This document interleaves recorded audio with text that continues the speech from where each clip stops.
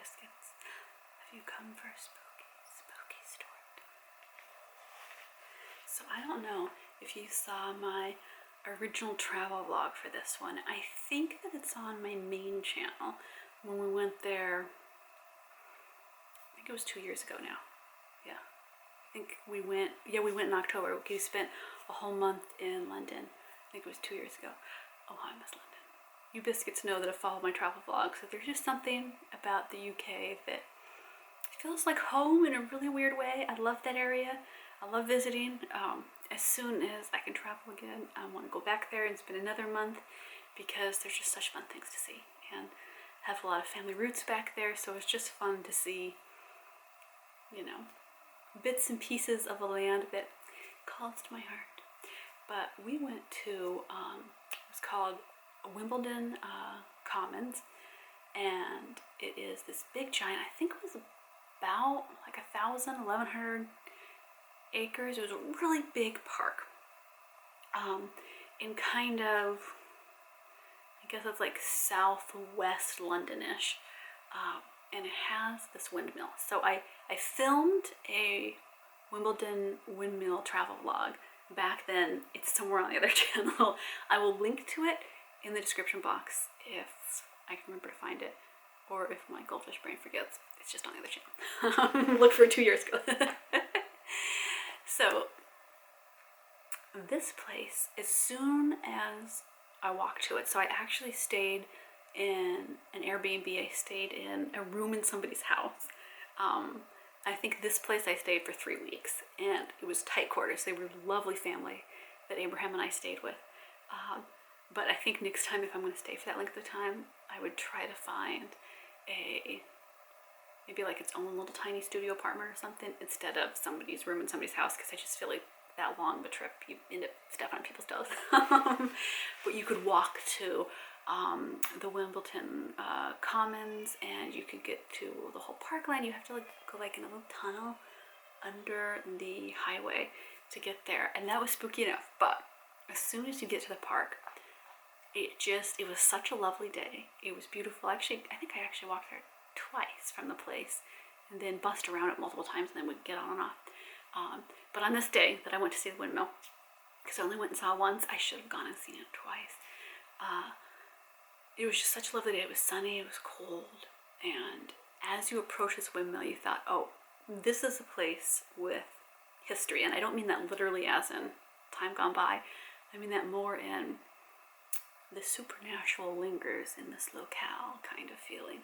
So you walk up to it, and there's big paths and horse trails and parks, and then a parking lot over to one side.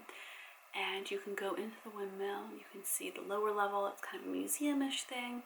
You can climb up the steps to the second layer that's got more history of the windmill, and you can grind your own flour and stuff in there, not for eating, but just for a fun little activity.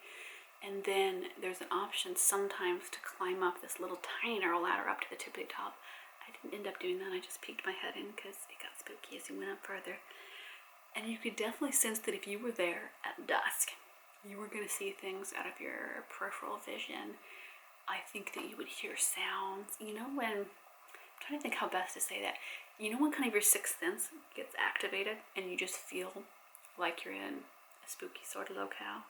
A place, a location that has some lingering energy. And I don't know if that's because a mill used to be such a hub of energy, right? Like it was something that a town needed.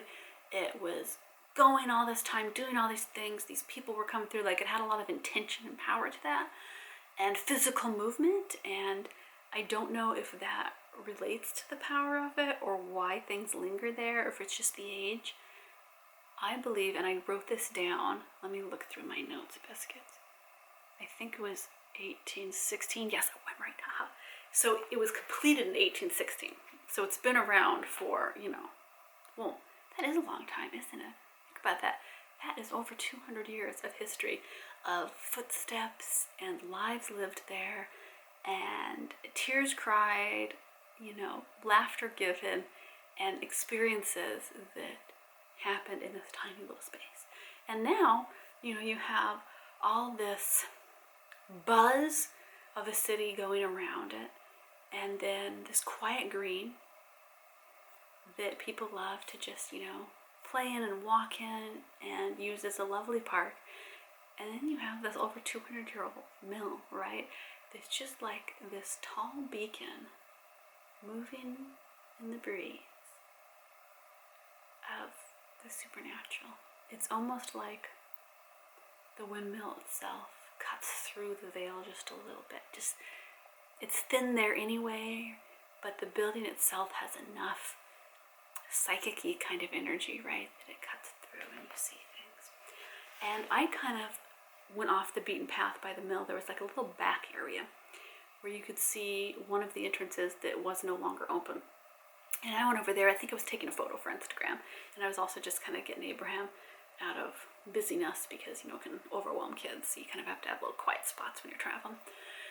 And I remember standing there, and the light was this real interesting, it was late October light, right? It was unique light for that time of year where the shadows are really deep and long and dark, and you can almost see them move, right? You get that sense. And I don't get that sense a lot when you're looking at shadows, but in this place, you felt like the shadows undulated a little bit with things. Shadows that shouldn't move, not shadows of people or plants or something that would move in the wind, but, of brick and of stone and of wood, that it almost felt like inside the shadows just moved, pulsated with that ghostly energy.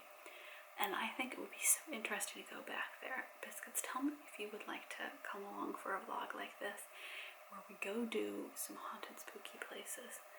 I'm thinking of doing that next year as one of my travel vlog features, is going around and doing more spooky, terrifying places. Because I was thinking about, I want to tell you some spooky stories, and I love telling spook stories about places I've actually been.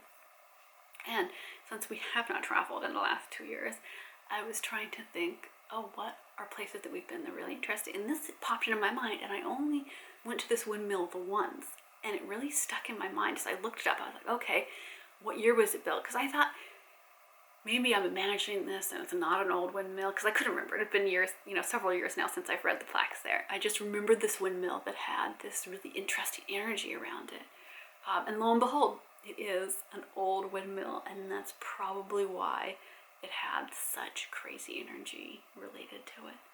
Have you been to mills that you felt, or factories, places of commerce and working and energy and movement? Do you feel like those places kind of retain something of the supernatural more, or maybe absorb it more? I don't know.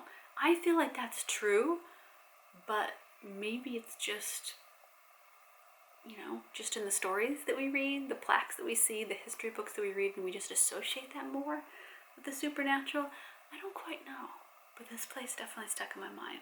So if you're ever in London, I highly recommend taking a little, I know it's not quite on the touristy beaten path, but it's totally worth a walk through the park. I walked through that park multiple times, and it's big and long. Like, it can take you a long time to walk through, and it's great fun to see.